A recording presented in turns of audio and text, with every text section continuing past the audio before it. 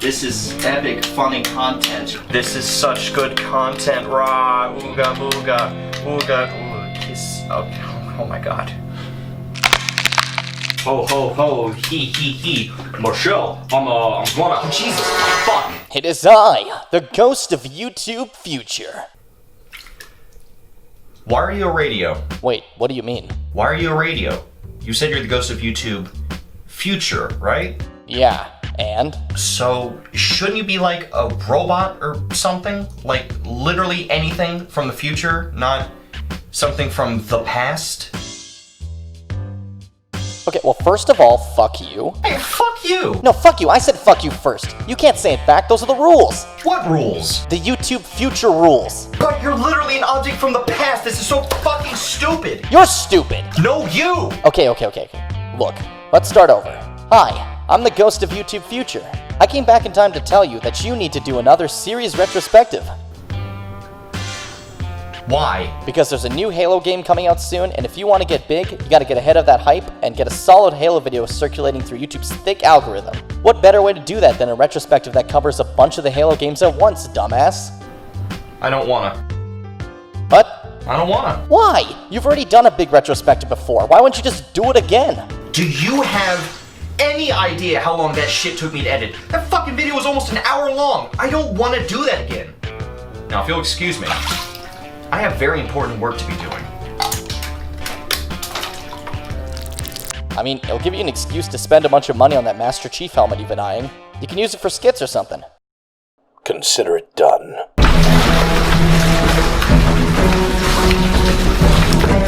I've always been a pretty big Halo fan, from getting my hands on a copy of Combat Evolved for my shitty hand-me-down Dell PC that I'm pretty sure ran on just like the raw power of disappointment,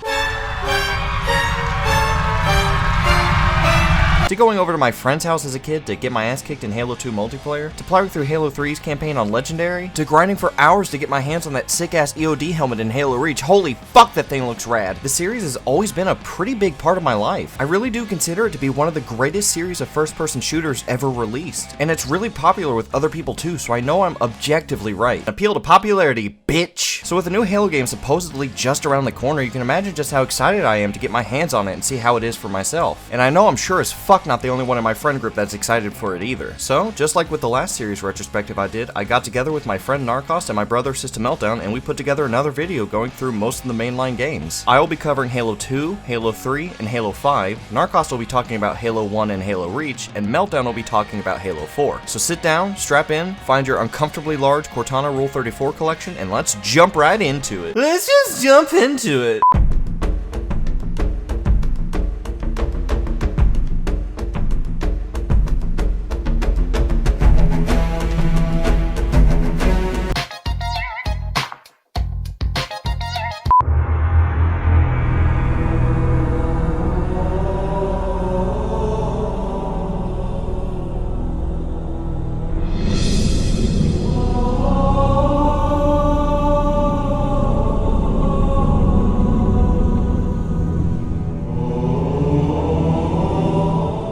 Halo is a game that needs no introduction. The influence of Halo in the FPS genre was revolutionary for its time. Even though its following sequels will be more so remembered, the importance of the original Halo cannot be understated. We have to look back at the year 2001. Video gaming is just burgeoning out of its niche market status. The 90s had been good for the industry, and such titles as Doom, Quake, and Half-Life had proven that video games could be cinematic and action-packed experiences. Video gaming was about to enter a revolutionary time period. With Sony's PlayStation 2 and Nintendo's GameCube right around the corner, the Xbox was literally the third wheel in the gaming marketplace. If Microsoft was to succeed, they would need to make one killer app. Halo Combat Evolved was released on November 15th, 2001 to universal acclaim, and it changed the way we looked at FPSs on consoles forever. The game wastes no time in establishing the universe you stepped into and the true horrors of this alien menace. On the Pillar of Autumn, Master Chief awakens amid chaos. The Covenant have invaded the ship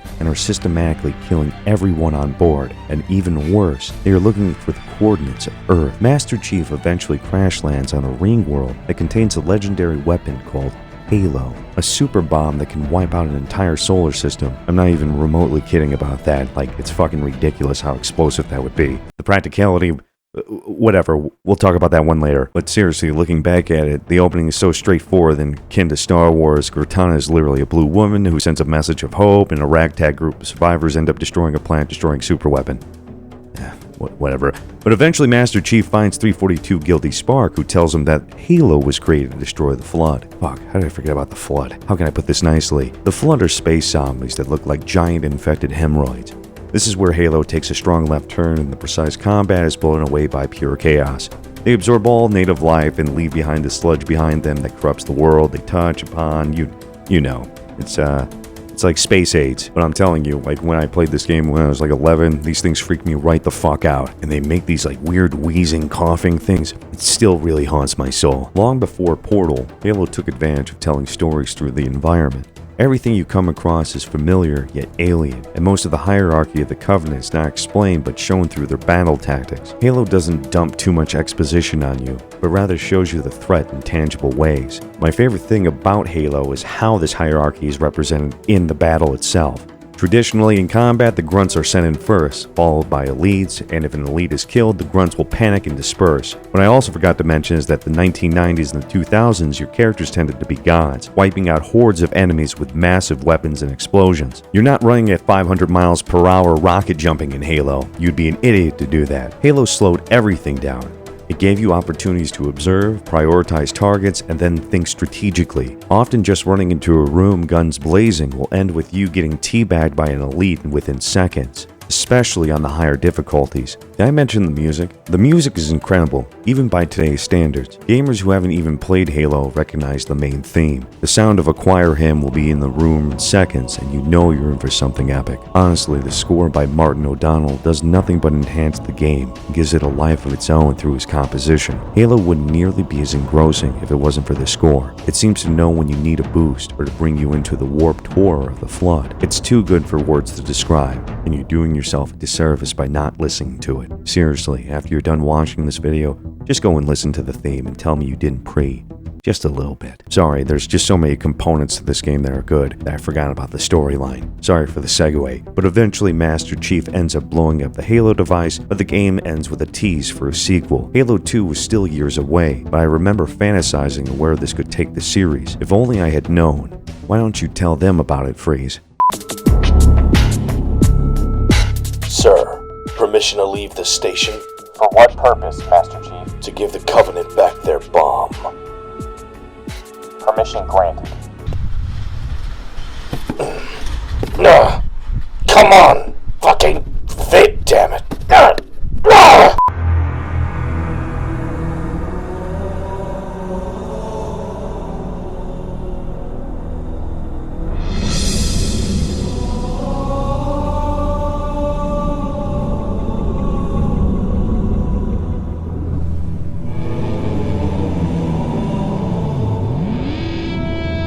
Creating the first sequel to a brand new IP is always a challenge. As a developer, you have the difficult job of looking at the first installment, seeing what worked about it, and building on that while changing or removing whatever didn't. Sometimes this will go not so great, and you'll end up with something like Devil May Cry 2. But other times, if you have the right team, you'll end up with something like Halo 2. Halo 2, at least in my opinion, is easily the second best title to ever come out of the Halo franchise. The way they built on the original game's already fun combat, I guess you could say it's combat evolved. As well as its fantastic story and the way it brought a whole new layer of depth to the game's world made it an absolutely unforgettable experience. The obvious first step to expanding the original game's gameplay was to expand the arsenal the player gets to work with. Between the standard guns you'd expect to see in pretty much any shooter like the assault rifle, shotgun, and sniper rifle, as well as the more creative weapons that help the game feel more unique like the needler, plasma rifle, and plasma grenades, the original Halo already had a pretty fun collection of weapons to play with, and Halo 2 did a great job of expanding on that. Between the Covenant Carbine, Brute Shot, Sentinel Beam, as well as the ability to dual-wield weapons like the SMGs, Halo 2 gives you plenty to work with. But by far my favorite addition to the roster of usable weapons is the Elite Energy Sword. In retrospect, this is kind of an odd decision to make in a shooter game. Well, at least a shooter game from the early 2000s. I mean, melee weapons in shooters certainly weren't unheard of. One immediate example that comes to mind is the original Half-Life with Gordon's signature crowbar, but he was just a physicist, not trained for combat. In that game, you're just some guy caught in a bad situation trying to get out alive with whatever you have around you. In the Halo series, you're a soldier. Everyone in it is a soldier. Everyone participating is not only trained for war, but they're also equipped for war. Why would a military force as advanced as the Covenant spend resources creating a weapon you have to get so close to the enemy to actually use? Outside of some fucky-wucky lore reasons created afterwards to justify it anyways. And it's not like they had to make them usable weapons just because they were in the original Halo, because yeah, they were in the game, but just barely. Only stealth and high-ranking elites had them, and you didn't really come across those very often. The vast majority of elites just used, you know, guns? Bungie very easily could have just written that off as a one-time thing and focused on making brand new weapons instead, but they didn't, and if I'm being honest, that may have been one of the best decisions they've ever made. And considering how iconic the image of the Energy Sword has become to the fans of the series, I think most people would agree with me there. I think the main reason the Energy Sword is not only as fun to use as it is, but also really effective for taking out tougher enemies is the lunge mechanic. Jerking forward as you strike makes your swings feel like they have much more kick behind them, and it also makes the weapon far more viable in multiplayer considering it cuts down the amount of time enemies have to kill you before you take their head off like you're a Frenchman in the 1700s.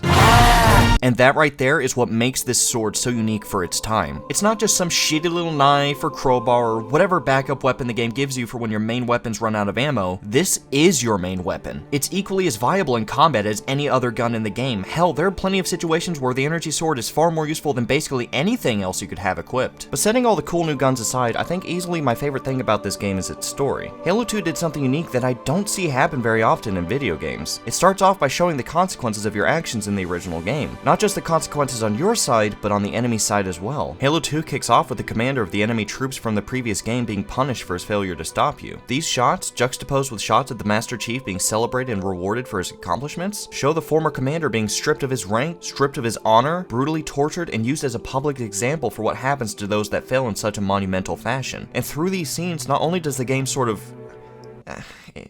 Is humanize the right word when the guy we're talking about literally isn't a human? Not only does it humanize this specific enemy that tried to destroy us in the first game, but it also gives us a look into the political world of the Covenant. It introduces us to those that command the Covenant and what their ultimate motivation is. They aren't trying to wipe out humanity just for the hell of it, they're a religious cult looking for a way to achieve some great journey to salvation. They didn't just view the Halo ring as a weapon, it was a sacred artifact, and humanity's very presence on it was an act of heresy. It's such a cool and unique way of teaching the player about who it is they're really up against. But on top of that, it also served as a great way of introducing us to this new character's story. We meet this elite at what is likely the lowest point in his life. He has nothing now, and it's all because of the game's primary protagonist. But we see him get his second chance as the High Prophets work behind the scenes and grant him a new life. Not as a commander, but as the new arbiter of the Covenant. The playable missions begin about how you would expect. Earth is found and attacked by the Covenant, and the player once again gets to jump into the shoes of Master Chief to repel this attack. After doing so, the Covenant retreats, and Master Chief, accompanied by Commander Keyes, Sergeant Johnson, and a bunch of human troops follow them through slipspace. But before we find out what happened with them, the game decides to stop simply showing us what's happening with the new Arbiter. It's time to experience it for ourselves through his own campaign missions. The majority of the missions in Halo 2 still revolve around Master Chief, and don't get me wrong, they're very well done. They very much feel like the same types of things you would go through in the first game, but vastly improved through new weapons, better writing, and, at least in my opinion, more interesting level designs. But my favorite missions were always the ones where you got to play as the Arbiter and experience his side of the story. At this point in the franchise, at least in the games, Master Chief is really kind of a blank slate. There isn't much to his character other than badass super soldier ready to take down the Covenant and protect humanity. Hell, you don't even know what this dude's backstory is unless you read The Fall of Reach or something, and who the fuck did that, am I right? We're gamers, not readers. That shit's for fucking nerds.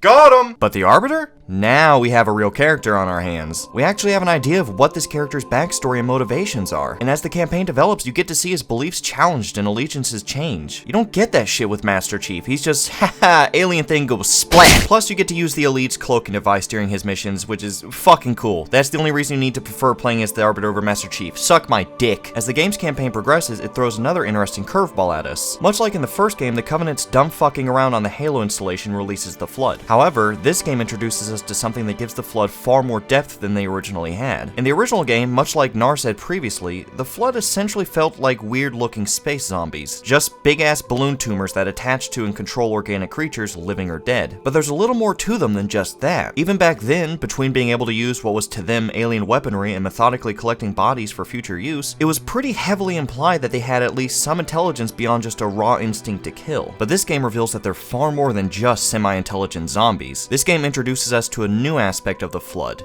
The Gravemind. This thing fucking terrified me growing up, and I absolutely love it. A giant tentacled monster that commands the Flood makes these things feel so much more threatening. These aren't just individual creatures looking for their next meal, these things are a hive mind. These things are an army, and this deadly, scheming, maniacal creature is their commander. Now, I'm not gonna harp too much longer on the story because I think it's a pretty safe bet that most, if not all of you watching, are already pretty familiar with how things go. The Prophet of Truth betrays the elites and commands the brutes to kill them all. The Gravemind forms a temporary, tentative alliance with the Chief and Arbiter to stop the brute chieftain Tartarus from activating the Halo rings, and Cortana stays on the Covenant ship High Charity just in case she needs to light things up harder than the Notre Dame. I don't want to see a single comment complaining about that joke. It's been over a year now. Fuck you. I could go on and on about the things I love about this game for hours, but I know we've got 4 other games we need to go through, so I think it would be best if I end things off here. But I truly do consider this game to be one of the highest points for Halo as a franchise. The only game I consider to be even better is Halo Reach, and I promise you I could go on for even longer about why that game's as great as it is. But I can't because Nar called dibs on reviewing that one. Fucking selfish piece of shit. Anyways, yeah, this game is fucking great. Time for Halo 3. Bye!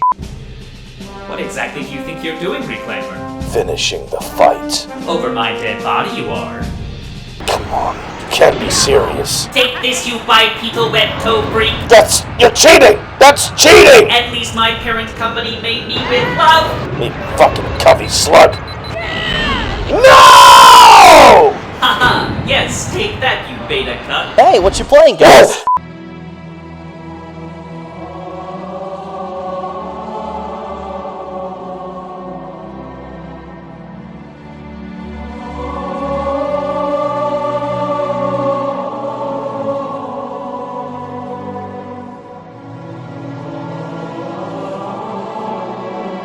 After Halo 2's cliffhanger ending, a lot of people were excited to see how Halo 3 would pick things back up. Where exactly is the arc that the Oracle told us about? Will Cortana be able to hold her own while confronting the Gravemind? How much will she be forced to tell it? And how exactly will the Master Chief get off that Covenant ship? Oh, that's how.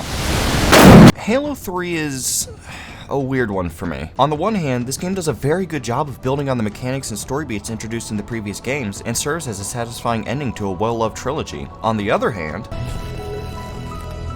It asked, and I answered. This game is rife with really weird gameplay decisions that make it hard for me to enjoy it as much as I enjoyed Halo 2 or Combat Evolved. One of the immediate standouts for me is the janky implementation of the new armor equipment mechanic. I mean, the bubble shield was pretty cool, but beyond that, pretty much every other equipment item is fairly useless and forgettable. Whenever I play this game, the bubble shield is honestly the only armor equipment I would actively seek out. I mean, who the fuck actually made use of the deployable shield? This thing fucking sucks. You can go through the entire campaign without using your armor equipment once and you really won't be missing out on much. Hell, I legitimately forget it's even there 90% of the time I play this game because it rarely serves any real purpose. It's just kinda there. It almost feels like a beta test for a new mechanic they want to better flesh out in a later game, which they kinda did. And that's not really something you want to be feeling in a game that's meant to serve as the final chapter in the Human Covenant Flood War story arc. Like, this is it. This is the end of this huge chapter in the Halo universe, and now you want to fuck around with a new janky mechanic that does nothing for the game? Why? Why? I'm also not a huge fan of the implementation of the brutes as the main bad guys leading the enemy troops. Now, obviously this wasn't something they could work around, seeing as how the previous game kicked the elites out of the Covenant and pretty well locked in the brutes as their replacements, but the issue is that they just don't feel as fun to fight. They're bigger targets, their shields don't regenerate, which means you can play it far more defensively than you could in previous games with the elites, and when they go berserk, it is just the easiest shit to counter. Just move back and shoot. It's so bad, and it sucks because I do like the idea of the brutes being the main bad guys you face up against, but it's just handled so poorly. They could have come across as their own cool and unique enemy type, but they just feel like elites, but worse. And then of course there's this shit. Look, I get what they were going for. Cortana plays a huge role in the fiction of this game, and we didn't want people to forget about her. No, I don't want to chance a remote detonation. I need to stay here. By the end of Halo 2, the Chief is separated from Cortana for the first time. After I'm through with Truth. Now make a girl a promise. If you know you can't keep it. You need to constantly remind players of what they're missing, that this thing is something worth going after. Like, okay, yeah, I get where they're coming from and I don't really even disagree. There absolutely should be a consistent reminder to show why this matters so much to the Master Chief. After all, he's gone through 2 entire games now with her in his head this entire time. There's obviously going to be some emotional attachment to her and you need to convey that to the audience somehow to make sure they're invested in her safety as well. But there has to have been a better way of doing that than repeatedly slowing the player to an absolute crawl and making them listen to some vague messages from her. It works pretty well the first time because you aren't really expecting it, but it gets old real fucking quick. It's incredibly annoying when you're running from point A to point B and all of a sudden, whoa, hey, slow down there, buckaroo! You've got mail! Honestly, you could probably have just left the messages as they are and just let the player move at normal speed while it's happening and they would have been far more bearable. Especially if you're going to do it multiple times in the same fucking level.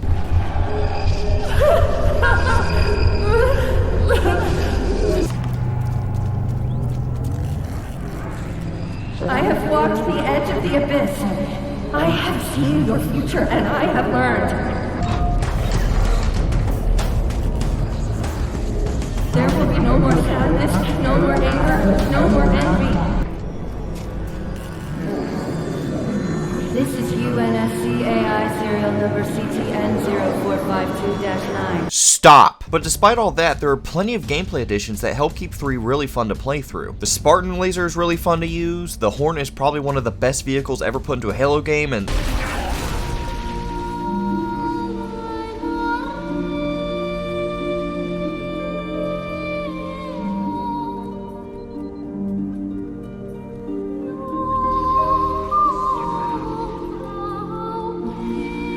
alright, I'm just gonna fucking say it. Being able to rip off a turret and just go to town on people with it is probably the most fun mechanic ever put into a Halo game. The way it makes you feel like an unstoppable juggernaut without having to get into a bulky tank or something is just such an absolute blast. God bless you for this, Bungie. God bless you! But I also think the story is a pretty big part of why I've always had such mixed feelings about Halo 3. Because on the one hand, the vast majority of the game's story feels entirely predictable. The Flood's appearance in the first Halo was an unexpected turn that took what could have been a simple human versus alien shooter and turned it into a genuinely interesting sole survivor story. Then Halo 2 came around and not only showed us the inner workings of the Covenant, but it also showed their betrayal of what was once their most trusted group of warriors and allowed us to experience the journey of a disgraced commander becoming a leading force against them. But Halo 3 doesn't really do that, not until near the very end at least. It picks up right where the second game left off and takes us on exactly the course you'd expect. The Covenant makes their way to the Ark, humanity and the elites follow, the Flood attacks, the Master Chief and Arbiter stop the Prophet of Truth from activating the Halo rings and destroy the Flood. Bada bing, bada boom, we're done here. That said, the way in which the predictable plot is presented is still enjoyable enough that it's still a fun time to go through. One of my favorite standout moments is towards the end of the game when the Arbiter and Master Chief finally catch up to the Prophet of Truth. By this point, the Prophet's self-centered, egotistical zealotry is on full display. He's sitting here, dying of a Flood infection, and he still refuses to believe that he's going to lose. And as he sits here, ranting and raving, his final exchange between him and the Arbiter takes place and essentially brings the Arbiter's arc to a close. I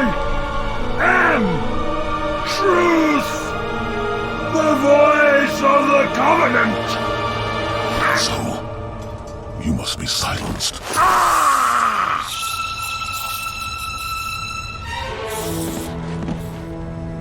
Holy fuck, please impregnate me. And I also think it really speaks to the talent of the people that worked at Bungie that despite this being our third game dealing with them, the Flood still comes across as a terrifying threat. The way our first meeting in this game has dimmer lighting than the rest of the game, with visible fogs of Flood spores that make even the air look diseased. And the unnerving soundtrack playing in the background, it almost feels like a horror game at points. The overall presentation of this game knocks it out of the fucking park. What is it?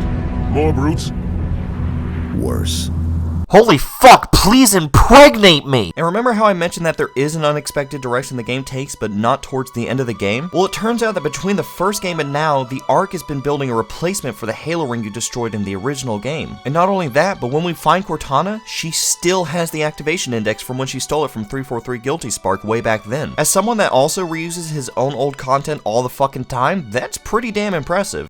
Legitimately though, that's actually a pretty cool way of dealing with the flood infestation on the Ark while also serving as a neat little throwback. Like, their whole thing up to this point has been stop the rings from firing, and now they kind of have to just go, fuck it, let's do the thing we've been stopping them from doing. And they did it with the same key they stole 2 games ago. Turns out hoarding shit is actually pretty awesome. These moments and revelations are legitimately well done, and I want to like the story much more than I do. It certainly feels like it's the most well polished of them so far, but there are just so many little things holding it back that it just pulls away from the experience. Like, yeah, the Arbiter finally getting his revenge on the Prophet of Truth was cool and all, but did it have to be preceded with Commander Keyes Pearl Harboring into the control room and trying to save Sergeant Johnson all by herself? Like, she didn't take a single Marine to help her. What the fuck did you think was gonna happen, you dumb cunt? Oh well, we got to take down a couple of scarabs, so that was cool at least. All in all, Halo 3 is a genuinely good game, but there's just so much that holds it back from being a truly great game, at least in my eyes. It's certainly better than Combat Evolved, but it just doesn't really stack up to being as good as Halo 2. But like I said before, it does do its job. It serves as a well enough ending to the original trilogy, and even ends the same way by blowing up a Halo ring. Hell, the last playable section is basically a redo of the driving section at the end of Combat Evolved. I know some people like to describe this decision as lazy, but I honestly disagree. I don't think they did this out of laziness or lack of ideas. I think they did this specifically to make it feel like things have come full circle. Despite my many nitpicks, this game was one that was clearly made with love. Love for the fans, love for the characters, love for the entire universe. And it really does show, and I can see why so many people consider it to be their favorite. I just wish there weren't so many tiny annoyances that keep it from being mine as well. Anyways, I guess it's time to finally move on and talk about motherfuck.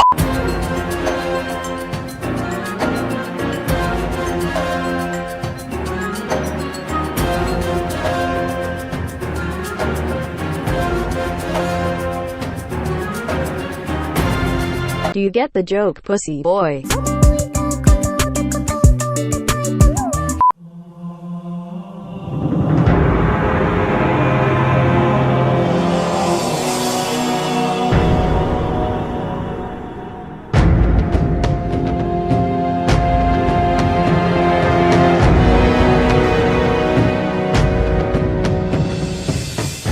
From the beginning, you know the end. Halo Reach is unique for many reasons. One is that it's technically a spin-off, a prequel to the events of Halo 1. You play as Noble 6, a Spartan on assignment to the planet of Reach, when suddenly the Covenant show up and start turning the once beautiful green world into a land of burnt technology and glass. This is the Halo game that I feel is the most story-driven and comprehensive of all in the series, focusing its time on the dire circumstances of the Covenant invasion, as well as building the characters of your squad. The Covenant in this game are horrifying. This isn't the joke Covenant that we later see in the series. This is a genocidal collective of alien zealots looking for Earth and looking to kill us all. Halo Reach makes sure that you know that there is no hope, that there is no Master Chief to save you. It's only you and the rest of Noble Team that can fight off the Covenant. Each member of Noble Team 6 has a specialty. Kat is a female Spartan who has a robotic hand that would make the Terminator blush and has a poisonous wit. She's also the local tech expert, and she can hack into any system that she comes across. John, also known as Noble 3, is the resident sniper and the scout of the group. He is quiet and focused, and oftentimes the voice of reason in the group. Emil, who looks like a mixture of Ghost Rider and RoboCop, is the local hothead and the brute force outside of George. George is unique as he's a Class 2 Spartan. This is rare even for the Halo universe. He's one big beefy dude and arguably the heart and soul of the campaign. He will do everything in his power to make sure that Reach survives, and he carries a minigun that would put Nemesis to shame. George just fucks, dude.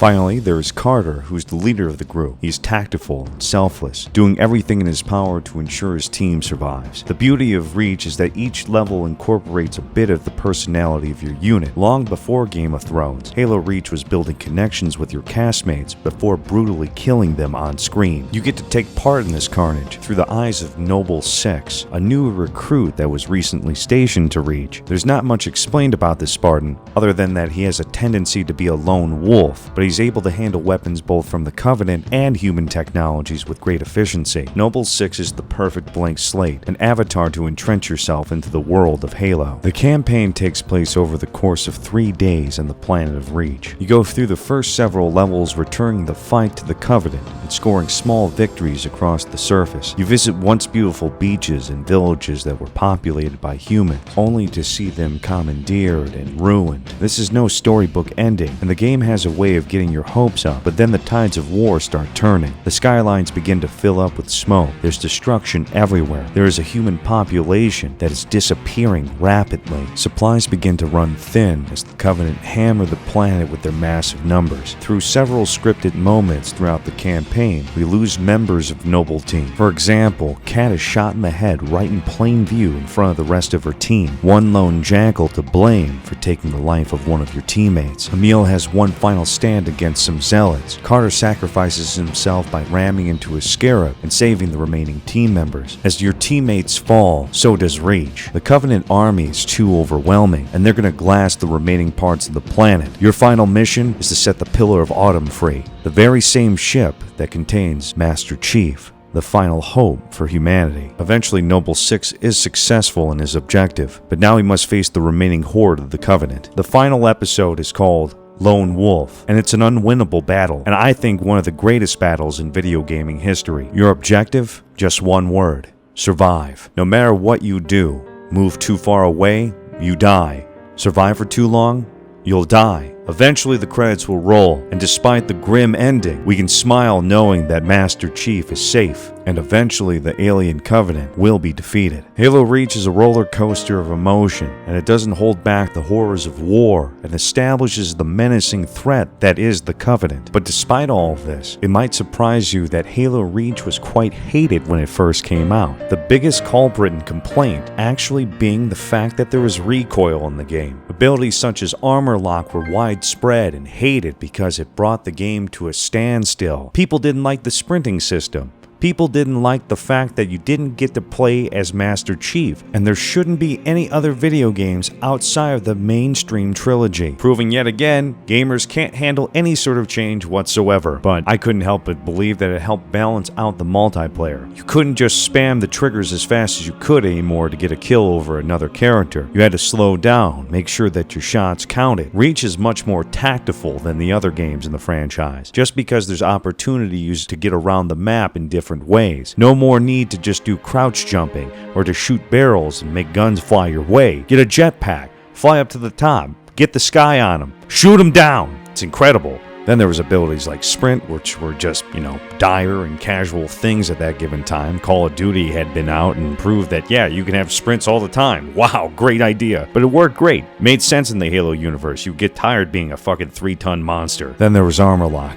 Oh god, there was Armor Lock. Armor Lock was great for people who like to use vehicles. It would stun shit right up. If people try to grenade spam you, you just go down and you go pew pew pew pew pew, and you'll be safe. It's really great stuff. Real simple to use, but you can't move. So people would just wait for you to get out of it, and then they would beat you to death. There was also invisibility, which, it would turn you invisible as long as you stayed still and as long as you stayed crouched. Not a lot of people really used it, but, it was helpful for sneaking around, typical stuff. As a man who had about 168 days of Reach under his belt, I can't help but just relive all the great memories I had playing it time and time and time again. Those maps were legendary. Did I bring up the customization? Hell yeah, Reach did that right too. As you played the game, you actually got points or credits that you could use to unlock armor accessories such as shoulder pads, chest plates, leg plates, everything. You could even get something like the Grunt birthday party, so every time you got shot in the head in multiplayer, it would do that yay thing.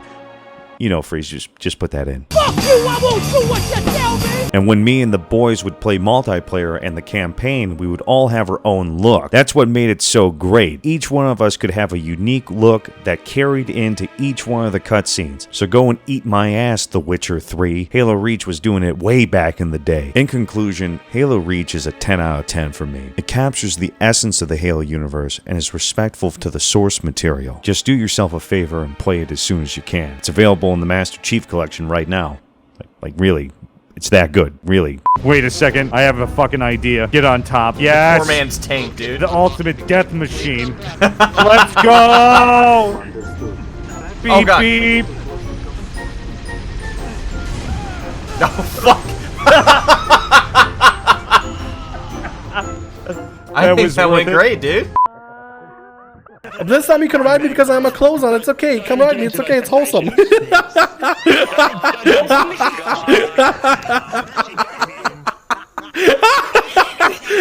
Fucking love this show. I'm not even have to take my clothes off this time. John, it's time to get up. You've got another game to do.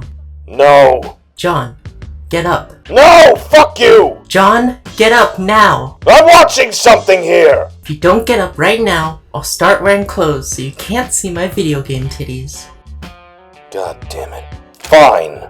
Stupid fucking guy. This is fucking bullshit.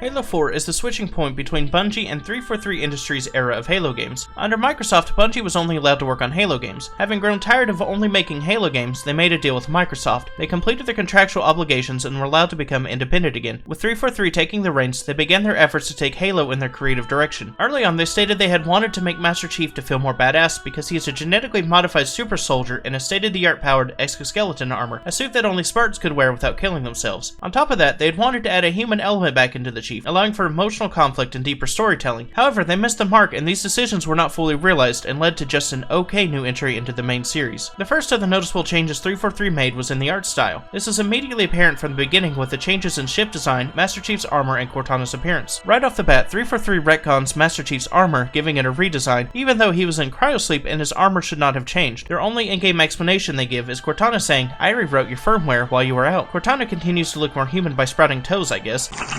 Vehicles, ships, buildings, and textures get upgrades across the board. However, the one thing I really appreciate about the redesigns is the attention to detail. Whether that be the electricity arcing off the Ghosts, the fuel canister strapped to the back of a Warthog, or even just how the tanks are strapped into place on the UNSC Infinity. It's these little details that really makes the world feel alive. Halo 4 doesn't do much to try and really improve the base mechanics. They did change how sprinting works. It's no longer an armor ability, but it still has a time limit and recharge time. This allows you to sprint around and still be able to use an armor ability. However, armor abilities still feel mostly useless other than occasionally remembering I can summon an auto sentry or a hardlight shield to get a breather. The combat areas do feel a little more spacious, but at times it gives you too much room, allowing you to just bypass combat and run away. Vehicles did not receive any upgrades, even though 343 decided to try and feature some high-action vehicle-oriented levels. These were poorly implemented. In one instance, you're on a Ghost trying to escape a crumbling area, but you can pretty much beat it by holding the boost button and with minimal steering. The longsword level was honestly the most infuriating level in the game. You race through the trench on an enemy ship avoiding obstacles. If you even barely brush an obstacle, you immediately blow up and are sent back about a third of the level. A few new Human and Covenant weapons were added, like the Storm Rifle and Sticky Detonator. However, most of the new weapons feel like reskins of older weapons and are just bland. The only real attempt at change in gameplay comes down to the new faction introduced, the Prometheans. The new mechanical race in theory should have allowed for a slew of changes and shakeups to the gameplay, but it only kind of partially succeeds on this. The first addition is the Promethean weapons, which use hardlight as ammunition as opposed to human bullets and Covenant plasma weaponry. Problem being is they feel underpowered in comparison and feel like just reskins of other weapons.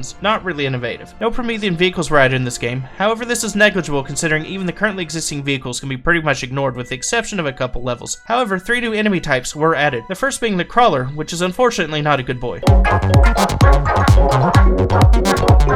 The mechanical dog hunts in packs and has the ability to climb and attack from unusual angles. They utilize one of 3 weapons in order to attack from varying ranges to keep you on your toes. The Watchers are for the most part support drones. They can deploy hardlight shields to protect the Knights and can throw back grenades that are tossed around and revive fallen Knights as well. The Knights start to fill in the gaps and are pretty much all-purpose. Generic for the most part, but have a couple unique abilities. The first ability is to teleport when in danger, and the second is to release a Watcher for support. Their versatility and maneuverability in combat is an improvement from the stiffness of the Covenant troops and makes combat more interesting. Finally, this brings us to Halo 4's story. Starting with the subplot, this was a concept I had been really waiting to be explored in the games. Cortana has reached the end of her service lifespan. Her neural pathways have begun to create an endless feedback loop with her data pathways expanding in an exponential fashion. In essence, she's becoming unstable and thinking herself to death. Having now been inside Master Chief's head for 3 games, Chief can only think of getting her back to Earth with only the slim hope she can be saved by Dr. Halsey. You are forced to watch your companion slowly degrade and lose herself. She becomes more mentally unstable, glitchy, unable to focus, and it puts you in danger multiple times because she is slipping. This storyline had me emotionally attached and left me empty the first time I played through. All I could do was watch helplessly until she finally sacrifices herself in order to save Master Chief, knowing it was the end of the line for her. It is a very somber moment and understandably leaves Chief grieving for the loss of his companion. companion. The Spartan 2 program may have stunted the emotional and social growth of Spartans, but this shows they are still just human under their suits. Unfortunately, it does not feel like 343 put as much feeling into the main plot as they did the subplot. After drifting in space for 4 years without being rescued, Chief is Deus Ex Machina'd by randomly ending up in front of a Forerunner planet surrounded by a splinter group of the Covenant. Another ship, the UNSC Infinity, finds Chief because they had just happened to find coordinates to the same planet from another Halo ring at the exact same time. The main bad guy retcons everything we thought we knew about Forerunners being human. Turns out we're not. We did, however, have a major human Forerunner war before the Halo rings reset the universe, which is why the Didact still hates us. Another Forerunner activates a gene seed MacGuffin that only serves to make Master Chief immune to the Didact's weapon. 343 even made the final boss boring. It was a couple button presses and a quicktime event. You stick a grenade him off a hardlight bridge and you're done. It really wasn't much more than shoot everything on your way to the waypoint. Without the subplot, there really would not have been any investment in the story for me. Honestly, Halo 4 was just an overall okay game. I really don't feel like this game tried to push the envelope, which is something that was really needed after having 4 previous titles. I enjoyed the style change and improvements of the graphics, but it does not make up for the lackluster main story and lack of any real gameplay improvements. Instead of building on the lore of previous games, 343 retconned several major aspects and couldn't even do it in an interesting way. I remember my original playthrough being enjoyable, but that in retrospect was skewed because I was playing it in co-op with a friend. The playthrough to refresh myself for this review just felt like a slog. There were some exciting moments in the campaign, but those were few and far in between. Moments like riding the Mammoth and taking out the ion cannons with its MAC cannons was a blast, but it's overshadowed by the much more frequent standard run to the objective marker and hit a button, or frustrating level designs such as the longsword level. For as much and as long as I have loved the series, I really wanted to enjoy this game. 343 had the perfect starting point for a fresh adventure in the Halo universe, a way to give farewell to the Bungie era and show what they could do with a fresh take. Instead, we were just left with more of the same. At least Cortana got a touching send-off before 343 ruined it in the next game. I wish you would step back from that ledge, my friend. You could cut ties with all the lies that you've been living in. Hey, what's up, man? God fucking damn it, stop doing that!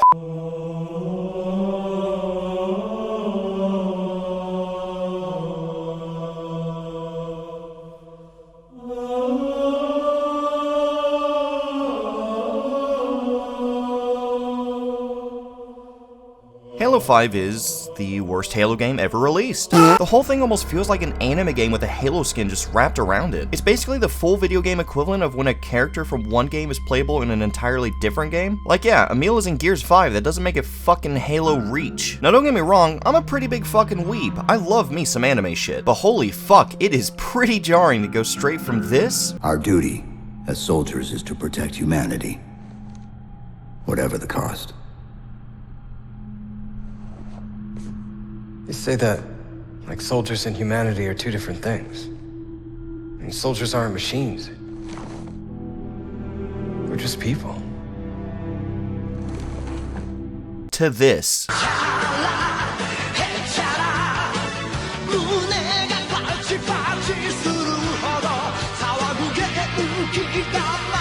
Now, I'm by no means somebody that's opposed to change in a game series. Games need to change. They need to evolve and adapt, otherwise they get stale. But that change also needs to be good, and in my opinion, this just isn't. Whenever I think of Halo, I always think of strong single-player experiences where you play as a badass among badasses, someone that's above everyone else on the battlefield, not unstoppable, but definitely a far greater threat than anyone else on your side. Halo 5 changes things around by forcing you into part of a team. Now, this on its own isn't exactly new for the series. Friendly AI have always been a thing in Halo. Even Reach, my personal favorite game in the franchise, has the player take on the role of the newest member of a team of other Spartans. However, this was never a problem because there was never any feeling that you needed to or really even could rely on them during gameplay. Yeah, a guy shooting the turret on the back of your Warthog is useful, but not really necessary when you can just as easily run enemies over or get on the gun yourself. Yes, having Emil shooting and distracting enemies towards the end of Reach helps, but you're still the one doing most of the heavy lifting. And even in all these games, you go through plenty of sections where these allies aren't there at all. You're completely on your own, but here in 5, that's not the case. They're always with you, and the story constantly reinforces that they're about as strong as you are. This on its own wouldn't necessarily be much of an issue if it weren't for one mechanic that genuinely surprised me when I first played the game. The AI can revive you in the single-player campaign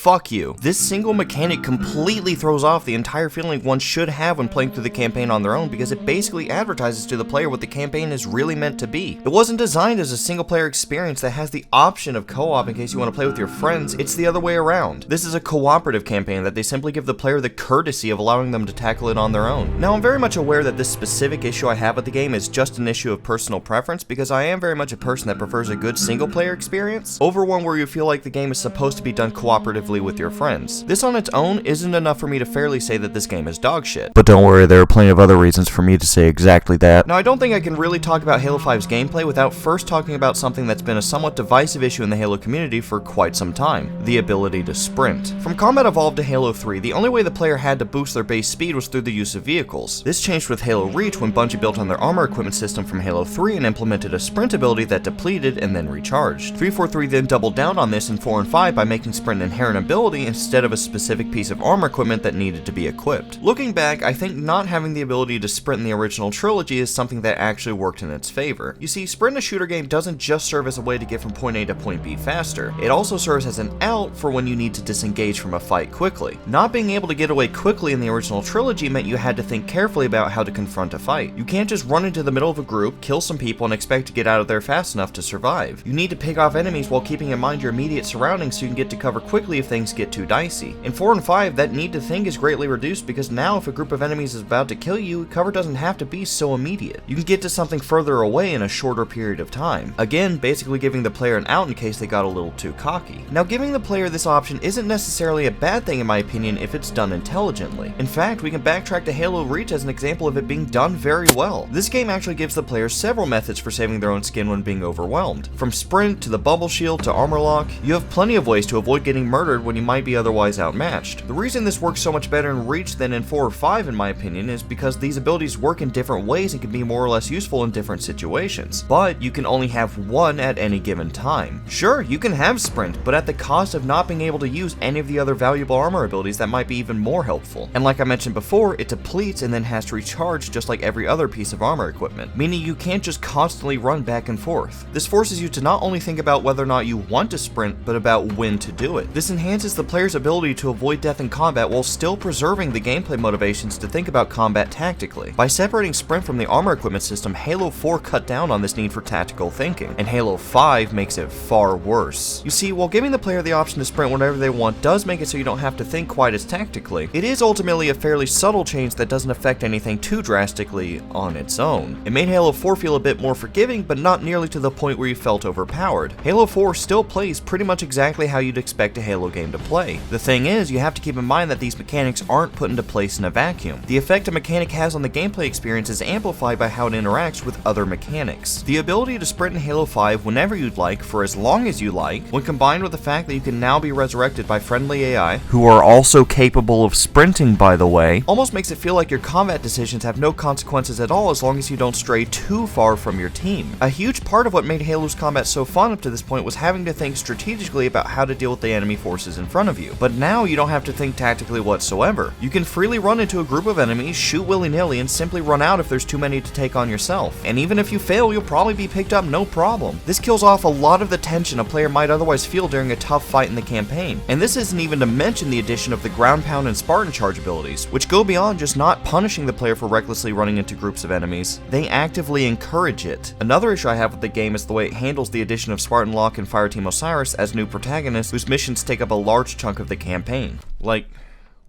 most of the campaign, actually. You only play as the Master Chief in, 3 missions.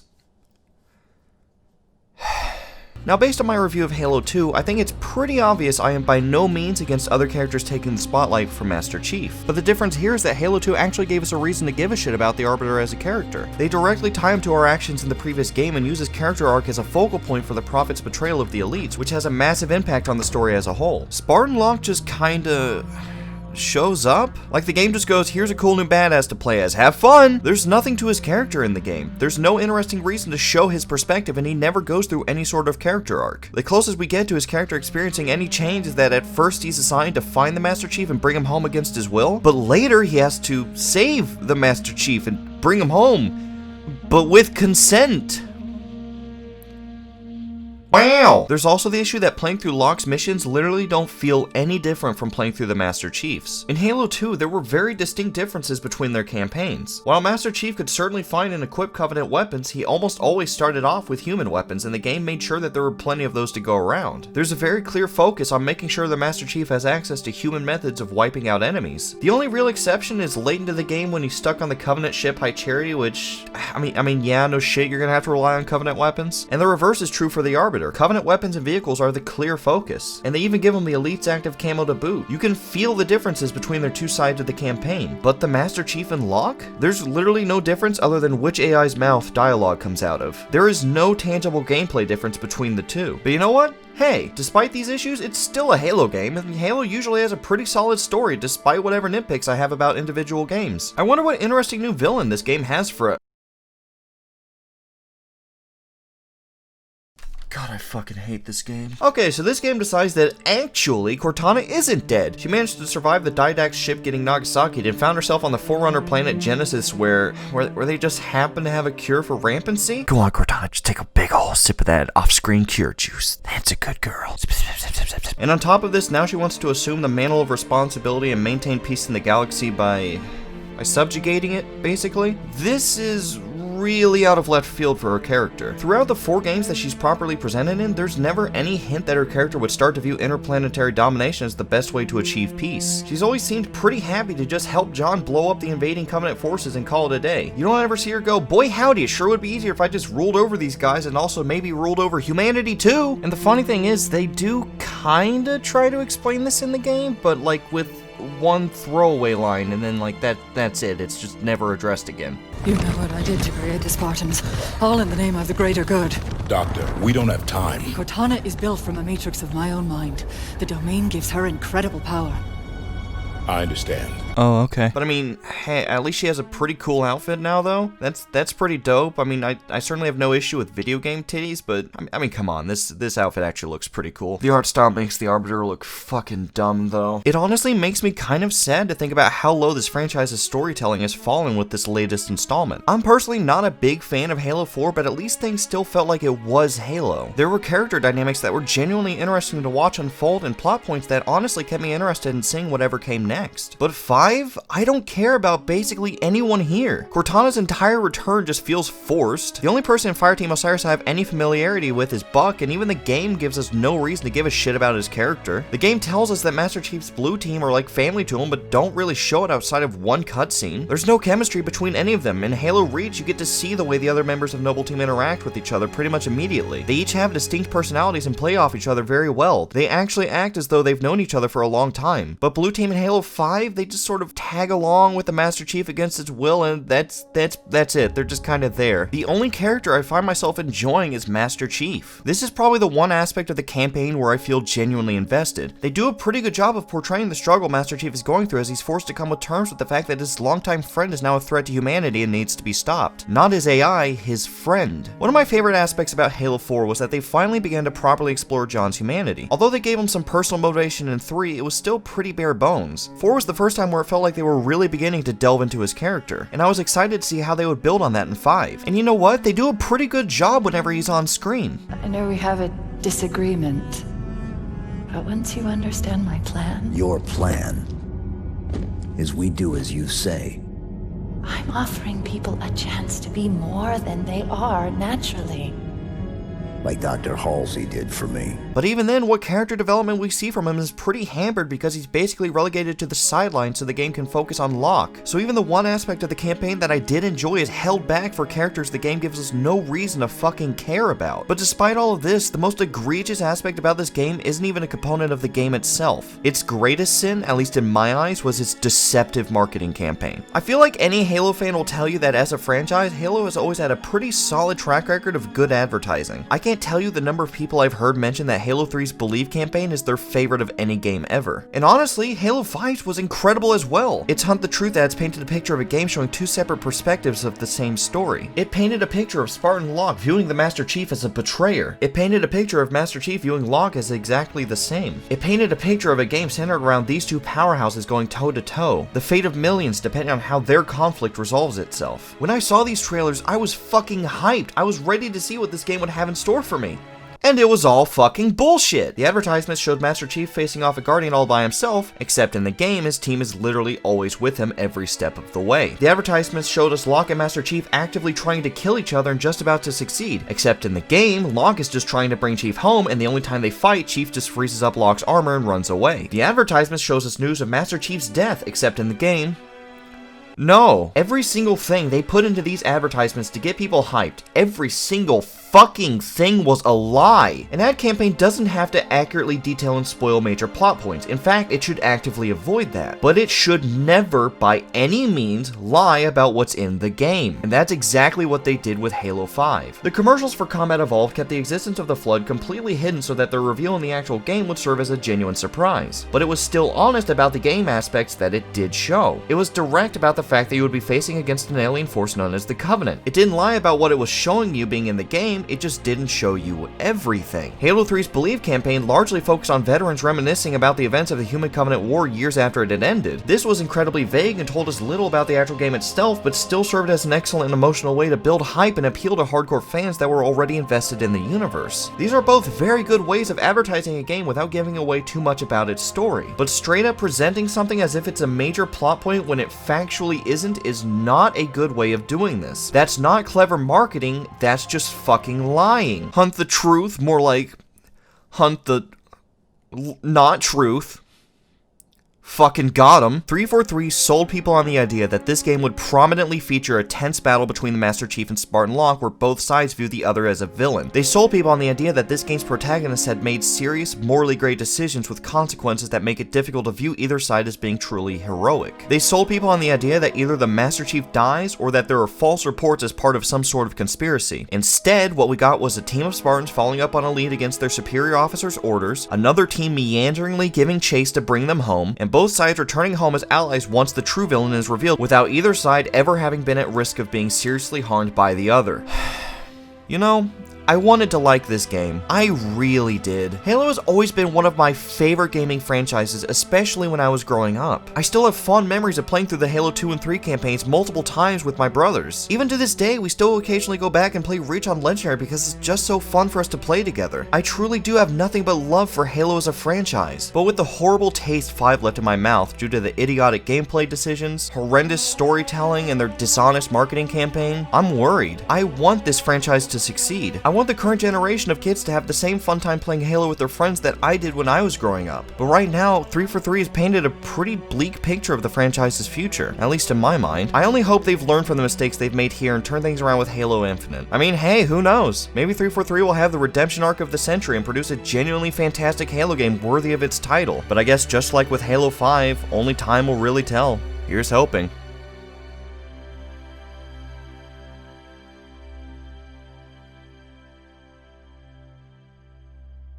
Also, what is this weird pack bullshit? What am I looking at? Get the fuck out of ew! No!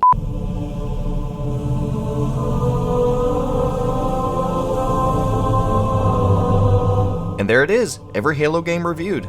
Well, every Halo game that matters anyways. You know, it genuinely was a lot of fun to go through and revisit all of these campaigns again. It was great to refresh myself on why I hold this series so close to my heart. Well, most of the series, anyways. If I had to rank them, I would personally say that Halo Reach was the best in the series, followed by Halo 2, Halo 3, Combat Evolved, Halo 4, and then Halo 5. In first place, I would have to put Halo 1 as the best Halo game. Second place would be Halo Reach. Third place was Halo 2. Halo 3 then comes in fourth, and that puts Halo 4 in fifth place, and then Halo 5, that dumpster fires in last. If we're gonna base it off everything, I'm gonna put numero uno to Halo Reach. Halo Reach definitely is the winner, just because of all the storylines, all the cool shit. Best customization, best multiplayer experience. Biggest dick. Favorite. Biggest dick. Absolute biggest wiener on Noble 6. That's why they call him Noble 6. It's Noble 6 inches of dick. Yes, 6 inches or more. Then we have Halo 3. I'm gonna say Halo 2. Then I'm gonna have to go with Halo 1. Then I'm gonna have to go with, you know, ODST, and I'm gonna have to go with we didn't even review ODST. Shit! What was the sixth one? Oh, Halo 4. Fuck Halo 4 and Halo 5. You know what? Actually, I'm gonna say Halo 4 is the last. Halo 5, then Halo 4. There we go. Halo 5, and then Halo 4. Because Halo 5 I at least played and I enjoyed it. I played Halo 4 all the way through and fucking, God, the piss in my mouth still. You know, like I said before, I do have a lot of love for Halo as a franchise despite my issues with the current state of things. It's a fantastic series that I have a lot of fond memories with, and I'm legitimately hopeful that Halo Infinite will be as great, if not better, than some of its predecessors. I actually held off on recording this final section until after 343's gameplay presentation on July 23rd because I wanted to see what they had to show us first, and to be honest, it looks fantastic. It seems to have gotten rid of my biggest gameplay gripes from Halo 5 while adding mechanics that I think may be genuinely really fun. The only negative I can really see from the campaign preview is the sprint, but like I said before, that's a fairly minor issue and can be easily forgiven so long as the rest of the game is good. Personally, I'm actually kind of excited to see how the grappling hook feels during gameplay. But anyways, I guess that's it. Thank you guys for watching. I really hope you guys enjoyed it. I sure as fuck had a pretty good time making it. Huge thank you to Narcost and Meltdown for helping me out again with these reviews, as well as everybody else that lended a hand, be it the people that lended me their voice for the skits, or Christina who made this incredible art for the thumbnail. It really means a lot, and this video wouldn't have been as good as it is if it weren't for all of you people. So fucking thank you. I really do appreciate it. As usual, you guys can find all of their links in the description down below. But yeah, I guess we're done. Take care, everybody. And remember, as Master Chief once famously said, get money, fuck bitches. Video's done. So now this video's gonna blow up and I'm gonna get really big and famous now, right? What? No. What gave you that idea? You literally said if I wanted to get big, I needed to make this video. Oh, right. Yeah. I lied. I just kind of thought it'd be funny to make you waste so much time on a video basically no one would ever watch.